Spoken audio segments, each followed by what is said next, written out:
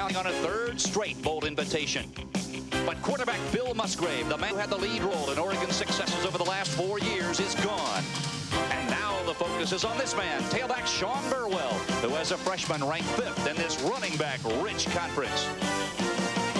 Washington State head coach Mike Price is hearing the words of the late George Allen here in 1991. The future is indeed now. If sophomore quarterback Drew Bledsoe is feeling the pressure, he's concealing it well. Maybe because he has a target-rich environment in his receiving corps. Will the box office hits of 1990 change here in the fall of '91? We're about to find out as Prime Network premieres its 1991 marquee coverage of Pacific 10 football. Today, it's the Cougars and the Ducks.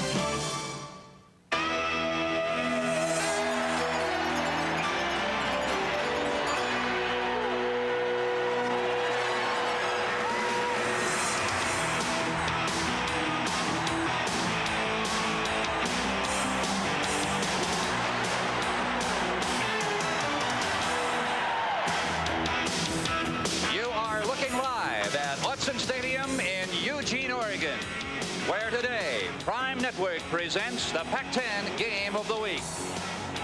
Today, it's the Oregon Ducks and the Cougars of Washington State.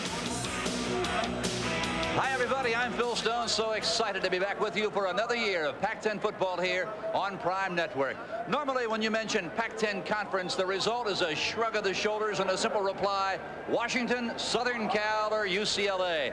But this time around, it could be a much, much different picture. Working with me again this year in the box is a man who quarterbacked the Huskies of Washington. Of course, I'm talking about Don Heinrich. And Don, the two teams we're going to see today are hoping to be a part of this changing of the Pac-10 guard, Washington State and Oregon. Oregon, back-to-back bowl appearances, but they are hoping to turn up the heat even more. Well, Phil, a lot of people are conceding the Huskies to go to the Rose Bowl. I don't think that's the case. I think this is the toughest conference in the country, top to bottom. I would think we're going to see exciting plays, big plays, heartbreak, and upsets before it's over with. You know, Don, when you look at Washington State's game notes, one thing is apparent. They have 10 returning starters, but only 4 on a defense that was Washington State's Achilles heel last year. Yes, and part of the consideration there is they like to throw the ball. They stretch it out. They'll get 4 and 5 receivers into the patterns. They were 3rd in the Pac-10, but defense is the big consideration. They were last in the Pac-10, and the problem is they got to get that football back in order to score quickly.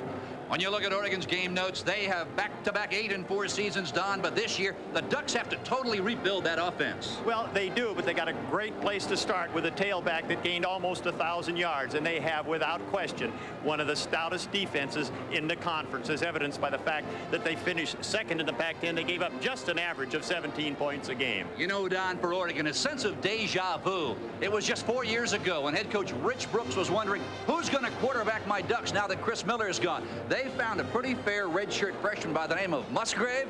Well, his career here is now legendary. But here in 1991, Dan O'Neill is in the exact same spot, isn't he? Well, he is, and he's yet to play it down on the varsity. But I want to tell you something. He has confidence in himself. I talked with him yesterday. Rich Brooks has great confidence in him. He said, we're not going to just run the football to protect him. We're going to let him do his thing. But calls for him throwing the football. He's got all the throws, so we're just going to turn him loose. And over at Washington State, they love their sophomore quarterback, Drew Bledsoe, who some people say, Don, out on the West Coast, there is none better. You agree with that? I would agree. No question about it. He's got all the throws. He's got a rocket cannon for an arm, and he can get the job done. He can score from anywhere.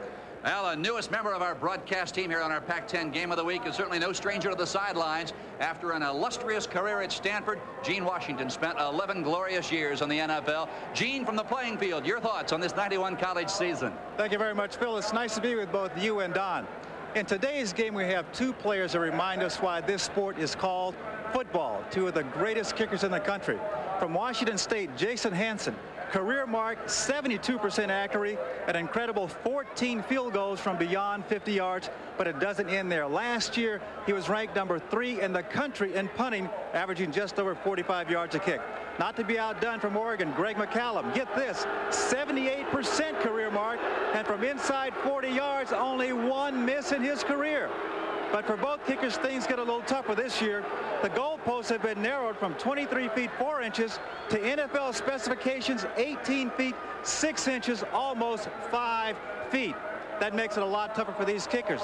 They didn't narrow the hash marks, though, Phil, and that makes it tougher now in college to kick than they do in the NFL. Let's get back upstairs to you and Don.